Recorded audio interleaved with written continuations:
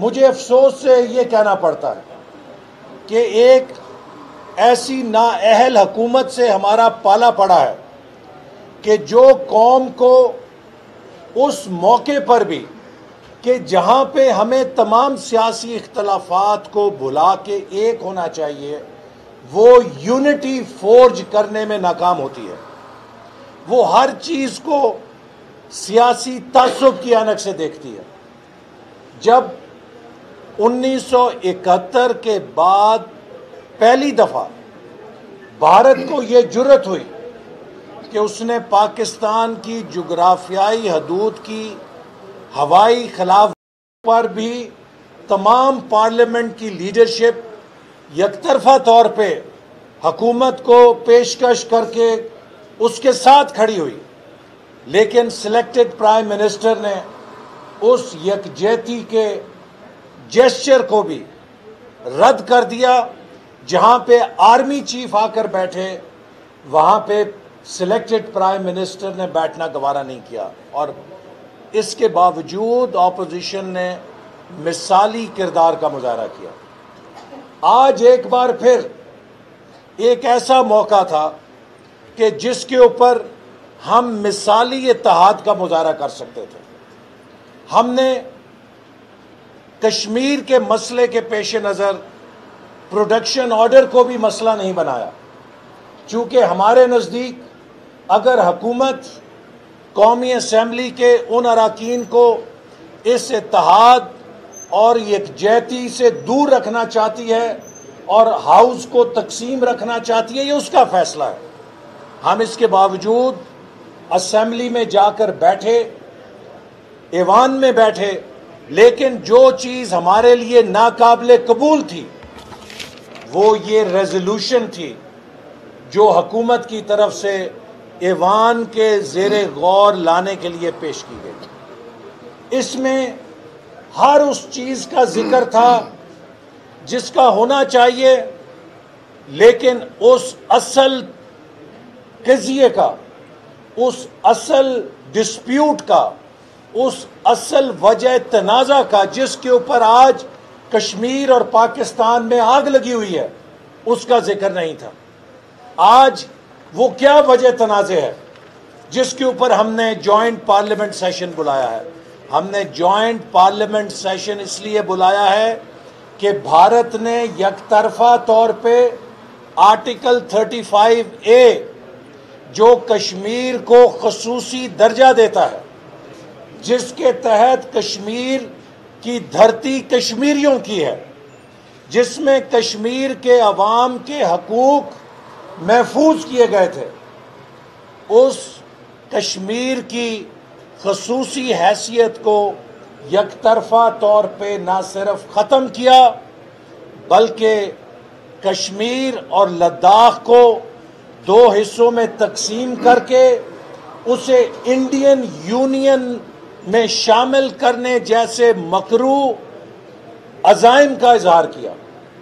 72 سال سے کشمیر کی اور پاکستان کے درمیان جو تقسیم مصنوعی تقسیم ہے اسے ہم لائن آف کنٹرول کہتے ہیں۔ تمام بین الاقوامی قانون میں انڈین آکیوپائیڈ کشمیر اور آزاد جموں کشمیر کے درمیان جو تقسیم ہے اسے لائن آف کنٹرول کہا جاتا ہے۔ بھارت نے اس نیشنل بارڈر بنانے کی کوشش کی ہے، یہ کوئی چھوٹی بات نہیں ہے، اور بھارت اتنا بڑا اقدام کرے اور اس کا آج کی اس ریزولوشن کے اندر ذکر تک موجود نہ ہو، اس کے اوپر آج اپوزیشن نے احتجاج کیا ہے۔ اور مجھے افسوس سے کہنا پڑتا ہے کہ آج حکومت کے وزراء نے یہ تاثر دینے کی کوشش کی کہ اپوزیشن شاید کسی ہنگامہ آرائی کے لیے وہاں پر کھڑی ہوئی تھی، یا ہم کوئی پروڈکشن آرڈر کے اوپر وہاں کھڑے ہوئے تھے۔ ہم نے وہاں پر احتجاج کیا ہے کشمیر کے عوام کی آواز بن کر کہ حکومت اس بات کا جواب دے کہ اتنا بڑا بلنڈر ہے یا اومیشن ہے یا جان بوجھ کے ایسا کیا گیا ہے، اس کا کون ذمہ دار ہے؟ ہم اس کو ناقابل معافی سمجھتے ہیں کہ پوری دنیا کی نگاہیں जॉइंट सेशन के ऊपर लगी हुई हैं कि पाकिस्तान के जमहूरी नुमाइंदे कश्मीर के हवाले से क्या बात करने के लिए इकट्ठे हो रहे हैं। और ये जो ऑर्डर ऑफ डे है, इसके अंदर हमने उस चीज़ को मुकम्मल तौर पे नज़रअंदाज कर दिया जो वजह तनाज़ा है जिसके लिए हम इकट्ठे हुए हैं। इससे बड़ी नालायकी या इससे बड़ी साजिश कश्मीर के साथ नहीं हो सकती थी कि आप भारत के उस कदम को जो उसने यकतरफा तौर पे उठाया है उसे बेल आउट करने की कोशिश करें या उसको छुपाने की कोशिश करें। किसने छुपाया है ये कौम जानना चाहती है। और फिर मुझे आप इस बात पे बताइए, मैं पाकिस्तानी कौम से पूछना चाहता हूं कि क्या वो कश्मीर जिसको कायदे आज़म ने शहरक कहा है, पाकिस्तान की शहरक कहा है, भारत ने उस शहरक को काटने की कोशिश की है। इससे बड़ा और अहम कोई मसला हो सकता था। जब कार्रवाई शुरू हुई तो सिलेक्टेड प्राइम मिनिस्टर वहां पे मौजूद नहीं थे। मैं जानना चाहता हूं, वजीर खारजा भी मौजूद नहीं थे। मैं जानना चाहता हूं कि आज सिलेक्टेड प्राइम मिनिस्टर के शेड्यूल में इससे बड़ी क्या अहम मसरूफियत थी कि वो पूरे पाकिस्तान का ईवान जॉइंट सेशन कश्मीर के साथ यकजहती के लिए इकट्ठा हुआ है और हमारे सिलेक्टेड प्राइम मिनिस्टर के पास टाइम नहीं है। कोई और गूनागू मसरूफियात हैं। वो गूनागू मसरूफियात क्या हैं? तो हमने स्पीकर को ये मुतालबा किया कि आप बेबस हैं, आप असीरान कौमी असम्बली के प्रोडक्शन ऑर्डर जारी नहीं कर सकते।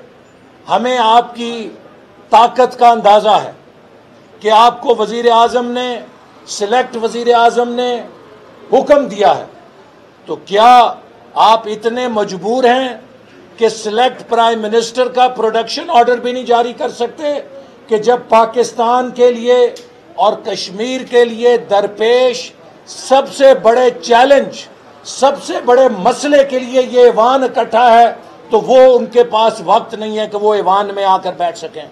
देखिए, आज चाहिए तो ये था कि वजीर खारजा खुद आकर ईवान को इत्माद में लेते, ईवान को बताते कि हकायक क्या है।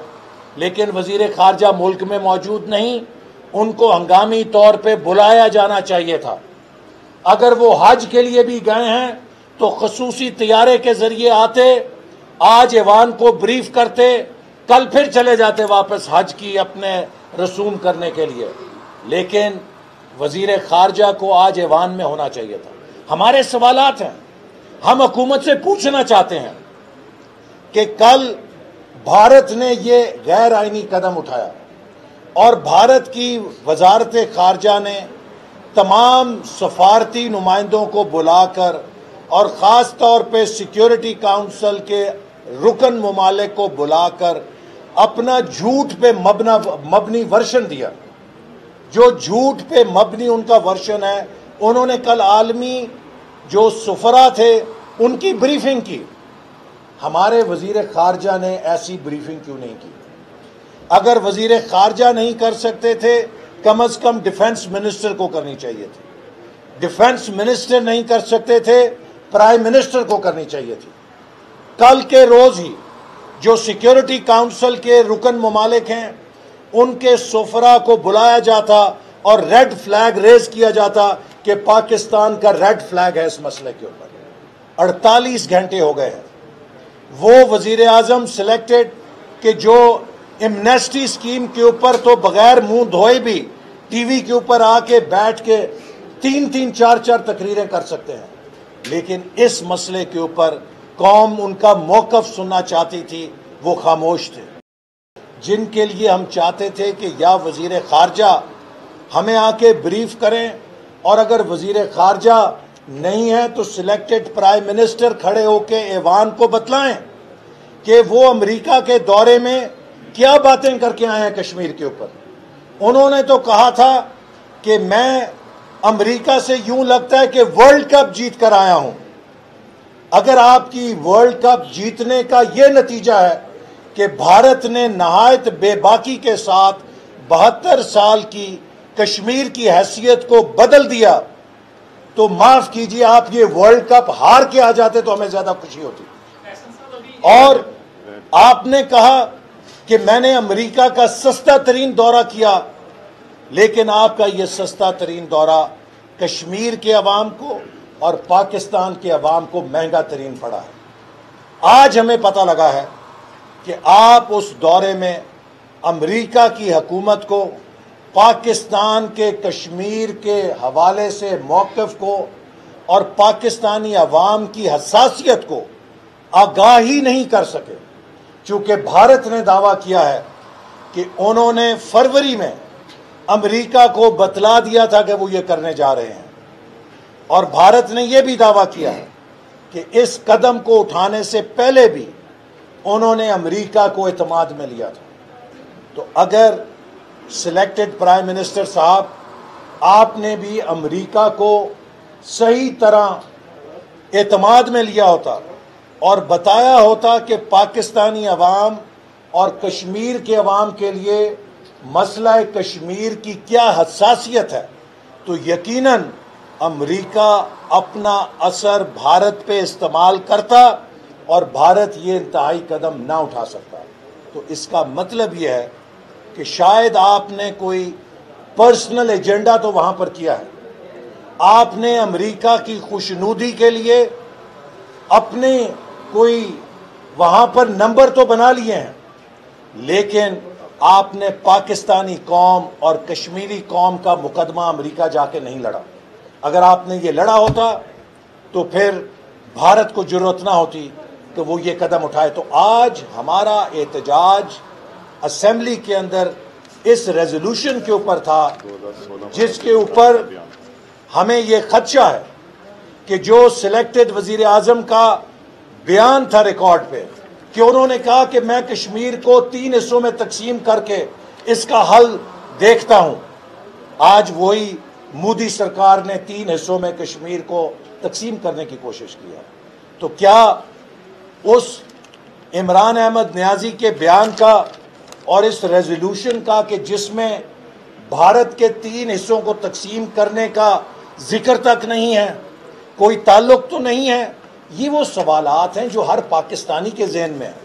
تو ضروری تھا کہ ہمیں ان کے بارے میں یا سلیکٹڈ پرائم منسٹر یا وزیر خارجہ اعتماد میں لیتے. آپ دیکھیے کتنا بڑا ظلم ہے کہ کسے کھڑا کیا گیا، انسانی حقوق کی وزیر کو کہا گیا کہ پالیسی سٹیٹمنٹ دے.